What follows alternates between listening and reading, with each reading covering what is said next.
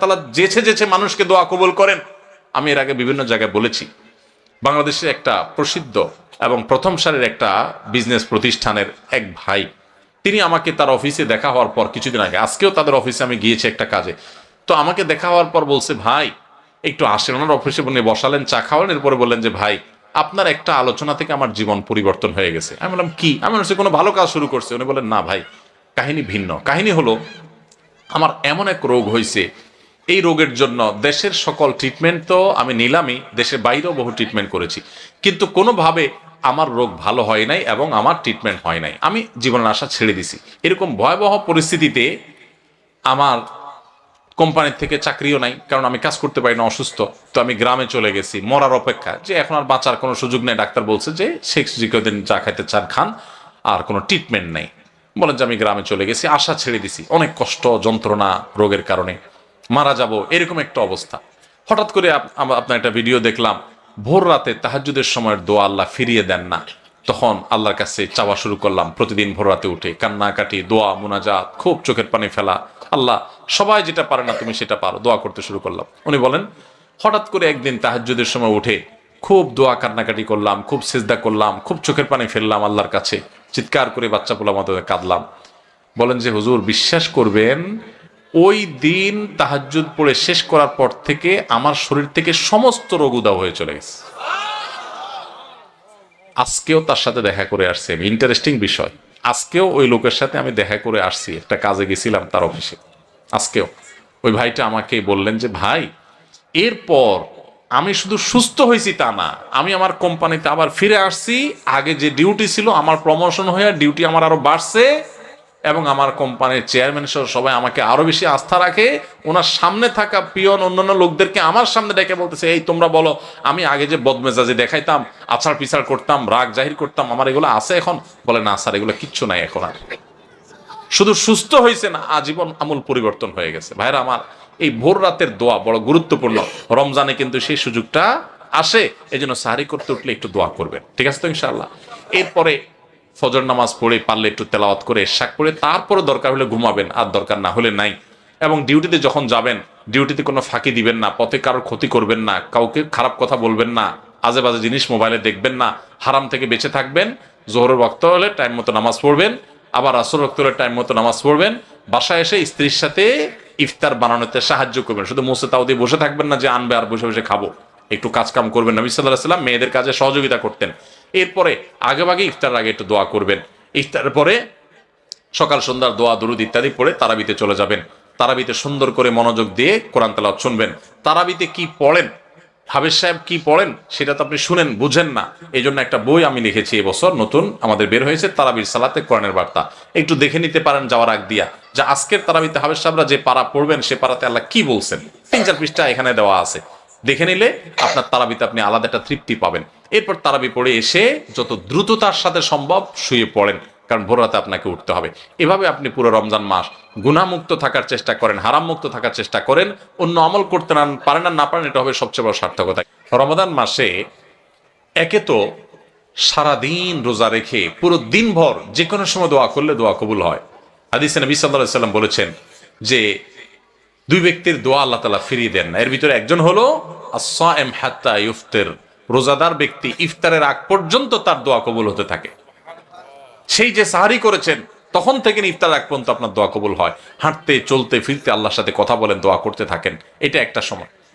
আর রমজান মাসে ইফতারের আগ মুহূর্তের সময়টা স্পেশালি দোয়া কবুল হয়। আর একটা সময় আছে ভোর রাত, এটা সারা বছরই দোয়া কবুলের সময়, কিন্তু রমজানে যেহেতু সুযোগটা বেশি আসে, সাহারি খাইতে আমরা উঠি, এই জন্য ভোর রাতে সাহারি খাইতে উঠলে একটু 2-5 মিনিট দোয়া করবেন। এটা দোয়া করার একটা দারুণ সময়। বেশিরভাগ মানুষ আমরা দোয়া করতে জানি না, আমরা দোয়ার কন্ট্রাক্টরই হুজুরদেরকে দিয়ে দেই, টাকা পয়সা দিয়ে দিই, হুজুর আপনি আল্লাহর সাথে বুঝায় নেন।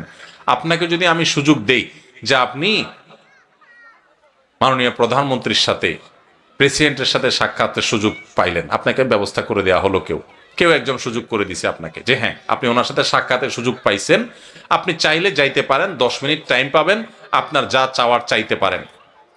কি বলেন? এটা শোনার পর সুযোগটা আপনি গ্রহণ করবেন, নাকি বলবেন ভাই আমি তো আসলে অত সুন্দর করে চাইতে যেতে পারবো না, ঠিক আছে আপনি আমার পক্ষ থেকে চাইয়া দিয়ে, আপনার আমি টাকা দিয়ে দিলাম, করবেন? কোনো পাগলও করবে না। করবে? আর এই চান্স মানুষ হারায় নাকি? যা বলবো প্রধানমন্ত্রী আমার বাড়ি দরকার, গাড়ি দরকার, অমুক আমার দিকে চাইছে, চোখগুলো তুলে ফেলান, হান করেন, তান করেন, যত ধান্দা আছে সব নিয়ে আমরা 15 মিনিটে হাজির করতাম। ঠিক না ঠিক? এই যদি হয় দুনিয়ার আল্লাহর একজন বান্দা, তার ব্যাপারে আপনার ধারণা, তো আল্লাহ রাব্বুল আলামিনের কাছে দোয়া করার সুযোগ আপনি পাইছেন। আপনি রমজানের রোজা অবস্থায় দোয়া কবুল হয়, সাহরিতে দোয়া কবুল হয়, দোয়া কবুলের সময়গুলো পাইছেন। কত বড় কপাল পড়া হলে আপনি হুজুরের টাকা দেবেন, হুজুর 200 টাকা দিয়েছে, আপনি দোয়া করে দেন। বুঝেন না আমার কথা? আল্লাহ আমাদেরকে দোয়ার গুরুত্ব বুঝার তৌফিক দান করেন। আমরা অনেকে দোয়া করি না কেন? আমরা মনে করি দোয়া করতে অনেক মায়ের পেজ দিয়া বলা লাগে বোধহয়, হুজুররা কি কি কয়, উর্দুতে, ফার্সিতে, আরবিতে কি কি গায়, এগুলা গায়া টায়া সুট টুট দিয়া দোয়া টোয়া করা লাগে আল্লাহর কাছে, নাহলে তো আল্লাহ শুনে না। আমি তো এগুলো পারি না, এই জন্য টাকা দিয়ে দিচ্ছি, হুজুর আপনি করে দেন। আসলে কি তাই? আল্লাহ কি এই সমস্ত মায়ের পেজ দেখে? আমাদের প্রতিজ্ঞা করতে হবে, নিয়াত করতে হবে, এইবারের রমজানে আমি আল্লাহর কাছ থেকে আমার গুনাহগুলো মাফ করাইয়াই ছাড়বো। রমজানের প্রত্যেকটা দিন আল্লাহ তাআলা বহু মানুষকে সাধারণ ক্ষমা ঘোষণা করেন, যাই করছো বান্দা সব মাফ। সাধারণ ক্ষমা ঘোষণা করেন কিছু মানুষকে। সেই সৌভাগ্যবান মানুষগুলোর কাতারে আমি ঢোকার জন্য চেষ্টা করবই করব, এই প্রতিজ্ঞা করা, এটা হলো প্রস্তুতির অংশ। কিভাবে প্রস্তুতি গ্রহণ করলে আমাদের আসন্ন রমাদানকে আমরা সার্থক করতে পারবো? আমরা সাধারণত রমাদানের প্রস্তুতি নেই কিভাবে? যারা মুদি দোকানদার তারা তাদের দোকানে চিনি, বেগুন, যারা শাকসবজির ব্যবসা করেন অথবা যাদের কাছে ফ্রিজ আছে, তারা কাঁচামরিচের দাম বেড়ে যাবে, সবজি কিছু কিছু বেড়ে যাবে, এগুলো সরায় রাখেন। তারপরে যে সমস্ত জিনিসপত্রের দাম বাড়তে পারে, খেজুর, ছোলা, চিনি, এগুলো, তেল, এগুলো সব সরায় রাখেন। কারণ রমাদান আসলে ক্রাইসিস তৈরি হতে পারে, তখন সেগুলো বাহির করে অধিক মুনাফা করবেন। অনেক দোকানদারের রমজানের প্রস্তুতি হলো কিভাবে মানুষকে ঠকায়া টাকা কামাই করবেন সেই বন্দোবস্ত করা, এটা হলো তার রমজানের প্রস্তুতি। আর আমরা যারা ঠিক ঠিক বলতেছি, আমাদের অনেকের রমজানের প্রস্তুতি হলো রমজান আসছে সেজন্য আমরা বেশি বেশি করে ছোলা, চিনি, বেগুন, বেসন, আমাদের খেজুর, যত রকমের তেল ইত্যাদি খাদ্য ভোজ্য পণ্য আছে সেগুলো সব কিনে বাসায় স্তূপ করে ফেলি। কারণ রমজান আসতেছে, আমাদের প্রচুর খাইতে হবে। খাওয়ার মাস আসতেছে, যে মাসে সকালে, আপনার ইফতারে, সাহরিতে, রাতে, তারাবির আগে, তারাবির পরে, নানা সময় আমাদের শুধু খাইতে থাকতে হবে, যেহেতু অনেক বেশি খাওয়া লাগবে। এই জন্য আমাদের রমজান আসলে প্রস্তুতি হয়, এই সমস্ত খাবার আইটেম কিনতে কিনতে আমরা অস্থির থাকি। ঠিক না ঠিক? এই হলো আমাদের রমজানের প্রস্তুতি। অথচ এটা রমজানের আসল প্রস্তুতি না। রমজান তো খাওয়ার মাস না ভাই, রমজান তো ইবাদতের মাস। কিন্তু আমাদের আচরণ দেখে মনে হয় এটা খাবারের মাস আসছে। আমাদের সংশ্লিষ্ট ডিপার্টমেন্টগুলো নাজেহাল তাদের অবস্থা হয়ে যায়, তারা অস্থির এবং ব্যাকুল হয়ে যায় যে কিভাবে বাজার নিয়ন্ত্রণ করবেন। প্রতি বছর বাজারে দেখা যায় ক্রাইসিস সৃষ্টি হয়, কারণ এত খাওয়া খায় মানুষ যে রমাদানের আগে রীতিমতো আলাদা অতিরিক্ত আমদানি করেও বাজার নিয়ন্ত্রণ করা যায় না। অথচ মানুষ দেশে আগে যেগুলো ছিল রমজানের সেগুলাই আছে, কিন্তু এত পরিমাণ খাই আমরা যে রীতিমতো টান পড়ে যায়, রমাদানের উদ্দেশ্যটাই ব্যাহত হয়। ভাইরা আমার, তো খাবারের প্রস্তুতি নেওয়া, খাদ্য মজুত করা, খাদ্য কেনাকাটা করে স্তূপ দেওয়া, এটা রমাদানের প্রস্তুতি না। রমাদানের আসল প্রস্তুতি কি? আজ আমরা সেরকম কিছু প্রস্তুতির কথা আপনাদেরকে শোনাবো ইনশাআল্লাহ তাআলা। ভাইরা আমার, রমাদানের প্রস্তুতির অংশ হিসেবে আমাদের পূর্বসূরি সোনালী যুগের স্বর্ণ মানব সালাফে সালেহীন, তারা রমাদানের 6 মাস আগে থেকে প্রস্তুতি গ্রহণ করা শুরু করতেন যে রমাদান আসছে, আমাকে ইবাদতবন্দি করতে হবে। মানসিক প্রস্তুতি নিতেন, অপেক্ষা করতেন, প্রহর গুনতেন, ক্ষণ গণনা শুরু করতেন, দিন গণনা শুরু করতেন যে কখন রমাদান আসবে আর কখন আমরা ইবাদতবন্দি করব। আর আমাদের অবস্থা হলো আমরা অপেক্ষায় থাকি যে চাঁদ উঠলে শুরু করব। চাঁদ দেখা গেলে তখন এবার আমরা কোরআন তেলাওয়াত, জিকির আজকার, ইবাদতবন্দি শুরু করব। ভাইরা আমার, দাঁড়ায় থাকা একজন মানুষ দ্রুততার সাথে হঠাৎ করে খুব জোরে দৌড় দেওয়া শুরু করতে পারে না। দাঁড়ানো থেকে আগে হাঁটা শুরু করে, এরপর একটু গতি বাড়ায়, তারপরে অনেক স্পিড মানুষ দেয়। একটা গাড়ি যখন দাঁড়ানো থাকে, ওই দাঁড়ানো গাড়িটাকে হঠাৎ করে 100 মাইল স্পিডে চালানো যায় না। আগে 10, 20, 30 স্পিডে চালাইতে হয়, এরপর আস্তে আস্তে উঠাইতে উঠাইতে 100, 150 পর্যন্ত উঠাইতে পারে। আপনি দাঁড়িয়ে আছেন, ইবাদতবন্দি করছেন না, অপেক্ষা করছেন রমাদান আসবে, তখন আপনি দিবেন দৌড়, একেবারে আমল করে শেষ করে ফেলবেন। যারা রমজানের চাঁদ উঠার জন্য অপেক্ষা করে যে চাঁদ উঠলে কোরআন তেলাওয়াত শুরু করব, চাঁদ উঠলে জিকির আজকার শুরু করব, চাঁদ উঠলে দোয়া দরুদ শুরু করব, রোজা শুরু করব, নফল নামাজ শুরু করব, দান সাদেকা শুরু করব, এদের বেশিরভাগ মানুষের অবস্থা হলো রমজান দেখতে দেখতে চলে যায়, তার ইবাদত আর করা হয় না। এই জন্য রমজানের আগে থেকেই যে আমলগুলো আপনি রমাদানে করবেন তার রিহার্সেল করতে হয়, প্রস্তুতি নিতে হয়। তো যে প্রস্তুতিগুলো আমাদের রমাদানকে অর্থবহ করতে পারে, ইবাদত বন্দিগি দিয়ে সাজাতে পারি, আমরা সমৃদ্ধ করতে পারি, এবং যেই রমাদানটা আমার জীবনে যতগুলো রমজান আসছে তার মধ্যে এটা একটা স্পেশাল রমাদান হবে, এই রমজানকে আমি অন্য রমজান থেকে পার্থক্য করতে পারবো, এই রমাদান আমার জন্য অনেক তৃপ্তিদায়ক হবে, এই রমাদান যাওয়ার পরে আমার মনে হবে যে আলহামদুলিল্লাহ এই বছর আমি আল্লাহকে মন ভরে প্রাণ ভরে ইবাদত করতে পেরেছি, তাকওয়া চর্চা করতে পেরেছি, আমার ভালো লাগা কাজ করবে, আমার দিল গাওয়াহ এবং সাক্ষ্য দিবে।